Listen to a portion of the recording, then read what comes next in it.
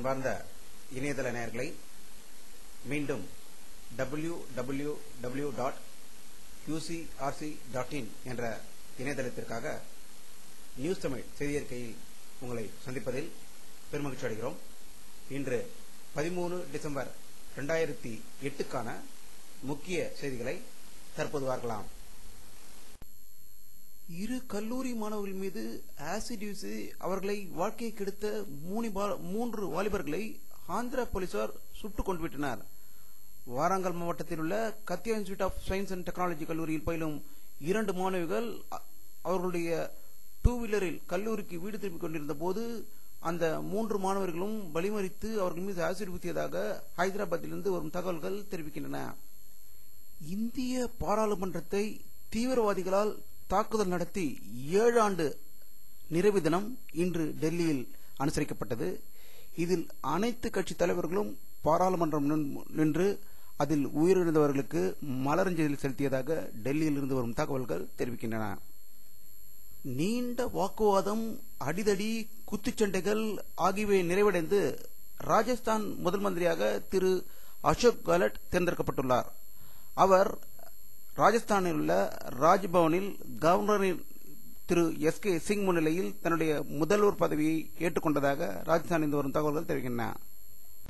தீவிரவாதம் மற்றும் மனித உரிமைகள் குறித்து சர்வதேச கருத்தரங்கை டெல்லியில் இன்று துவக்கி வைத்து பேசுகையில் பாரத பிரதமர் திரு மன்மோகன் சிங் அவர்கள் தீவிரவாதத்துக்கு எதிரான போராட்டத்தில் அனைத்து ஜனநாயக அமைப்புகளும் ஒன்றிணைந்து செயல்பட வேண்டும் என்றும் தீவிரவாதம் மீது கடும் நடவடிக்கை எடுப்பது அரசின் முக்கிய கடமை என்றும் திரு மன்மோகன் சிங் கூறியதாக டெல்லியில் இருந்து வரும் தகவல்கள் தெரிவிக்கின்றன.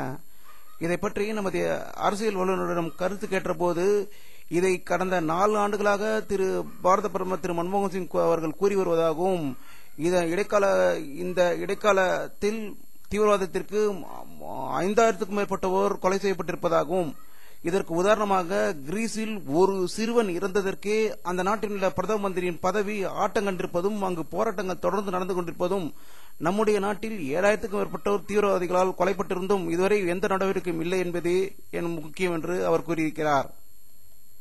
ஜம்மு அண்ட் காஷ்மீரில் இன்று நடந்த சட்டசபை தேர்தலுக்கான வாக்குப்பதிவில் ஒரு சில அசம்பாவிதங்களை தவிர மற்றபடி அமைதியான முறையில் நடந்து முடிந்ததாகவும், அங்கு பனிமூட்டம் அதிகம் இருந்தும் மக்கள் வரிசையாக கியூவில் நின்று வாக்களித்ததாக காஷ்மீரில் இருந்து வரும் தகவல்கள் தெரிவிக்கின்றன. ஹாலிவுட்டின் மிக புகழ்பெற்ற கோல்டன் குளோப் விருதுக்கு தமிழகத்தை சேர்ந்த ஏ.ஆர். ரஹ்மான் பெயரும் பரிந்துரை செய்யப்பட்டுள்ளதாக செய்திகள் வெளியாகின்றன. இலங்கையில் போர் நிறுத்தம் செய்யப்பட வேண்டும் என்பதை வலியுறுத்தி ஐடி துறையை சேர்ந்த ஊழியர்கள் இன்று அடையாள போராட்டம் நடத்தினார்கள். இந்த போராட்டத்தில் பழ நெடுமாறன் கலந்து கொண்டு பேசியதாக சென்னையிலிருந்து வரும் தகவல்கள் தெரிவிக்கின்றன.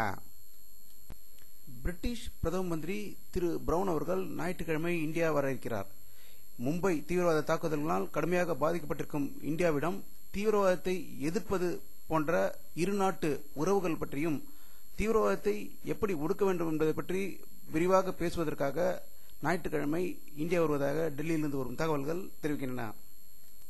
இந்தியாவுக்கும் இங்கிலாந்துக்கும் நடைபெறும் கிரிக்கெட் ஆட்டத்தில் சென்னை சேப்பாக்கத்தில் இன்று நடந்த ஆட்டத்தில் முதலில் இங்கிலாந்து 316 ரன்கள் எடுத்து ஆட்டத்தை இழந்தது.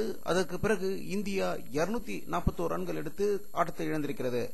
மூன்றாவதாக இங்கிலாந்து அணி ஆடிய ஆட்டத்தை துவக்கி 172 ரன்கள் எடுத்து 3 விக்கெட் இழந்திருக்கிறது.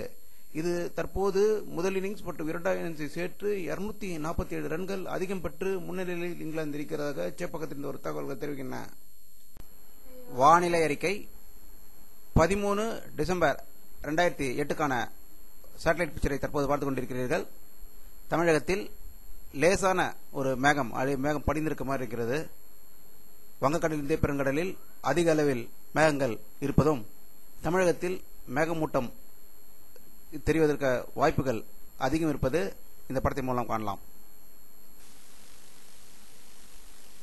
இத்துடன் இந்த செய்தி அறிக்கை நிறைவடைகிறது. மீண்டும் நியூஸ் டைம் செய்தி அறிக்கையில் உங்களை சந்திக்கும் வரை உங்களிடமிருந்து விடைபெறுவது உங்கள் கே. பாலாஜி. நன்றி.